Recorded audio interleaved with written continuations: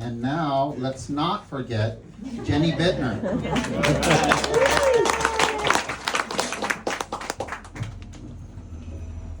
Thank you, Russell.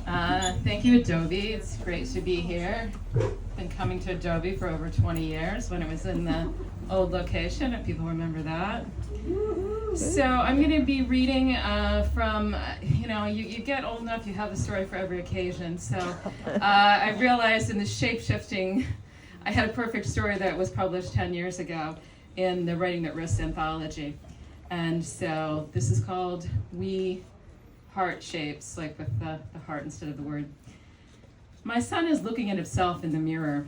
He is 5 and he likes to see what he looks like, to admire himself a little, the impish grin, the eyes, the little suns.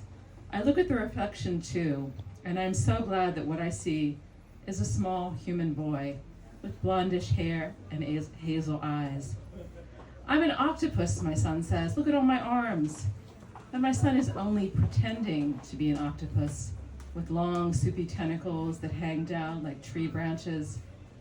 He moves his arms all around in a dance, and I can almost see his arms becoming tentacles in his mind. But he is playing, of course. He isn't really an octopus today. My son has problems with shape-shifting. Not that it's a problem. Harwin and Grant proved in 2033 that shape-shifting is not a genetic problem and that it does not have long-term health effects, except maybe to the mothers. Do you know what it's like to have your son turn into a squid when you're nursing him? Or have your 5-year-old suddenly become a monkey? Supposedly as he gets older, he will have more ability to control his shift. But for now, it's annoying and terrifying. On his first day of kindergarten, he became a scorpion. And the teacher got very angry. She locked him in the closet and stuffed newspaper under the door so he wouldn't get out. When you were a boy again, tell me your name and you can come out, she said. Unfortunately, he became a boy again while they were at recess, and he was so frightened in the closet that he peed his pants. It's okay to lock a scorpion in a closet, but to lock a 5-year-old boy in a closet is cruel.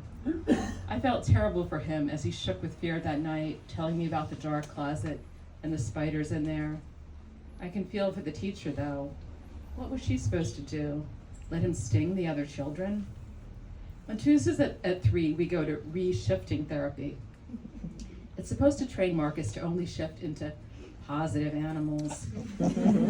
We sit and watch slides of dogs and cats, and we try to imagine ourselves becoming dogs and cats. We don't imagine ourselves becoming something that will bite or something that will be easily stepped on and killed. I don't even want to go there.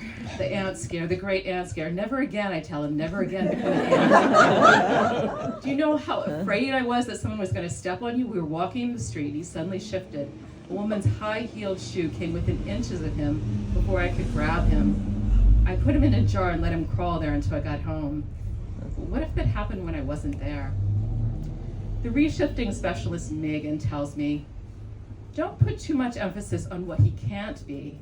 At his age, he can't control it, and he may unconsciously become something to assert power over you. Okay, I say, but you teach him no ants. Please, no scorpions, I can't take it. Most shape-shifting children make it through childhood without killing anyone or being killed, she says. Most, I say, but what about the bad stories? We are alone, and I want her to tell me the whole truth. I want to know, to brace myself for what is possible. A rattlesnake who killed his baby sister, but that was an isolated case. My God, no, I say. What else? I act like I haven't read 1,000 stories on the internet about this. A girl who became a moth and flew into a cow by mistake, she says. But that's rare, very rare. I decided not to have any more children after I found out Marcus was a shifter. I too had heard stories like the rattlesnake. In one, a boy became a bear and mauled his brother. The brother lived but had to have a face transplant. I didn't think it was fair to give Marcus a sibling. Help him control it, I tell her, it's your job. You've seen the research, she said. We can start showing him the way, but the ability to control before 8 is not possible. It's an involuntary reflex. Try to keep him in safe situations. But a safe situation for a boy is different than what is safe for an ant, or an antelope, or a cobra. And safe for us, or safe for him. At night when we go to sleep, we say a prayer. Now I lay me down to sleep. I pray myself in shape to keep. If I should change before I wake, I pray I will not be a snake. Okay, I made it up for him, but he seems to like it, and praying with him eases my mind a little. I say another prayer. Dear God, don't let my son become anything unsafe to himself or to anyone else. Let him live to become a man, just a man, not an elephant, or a seal, or a tiger. Thank you.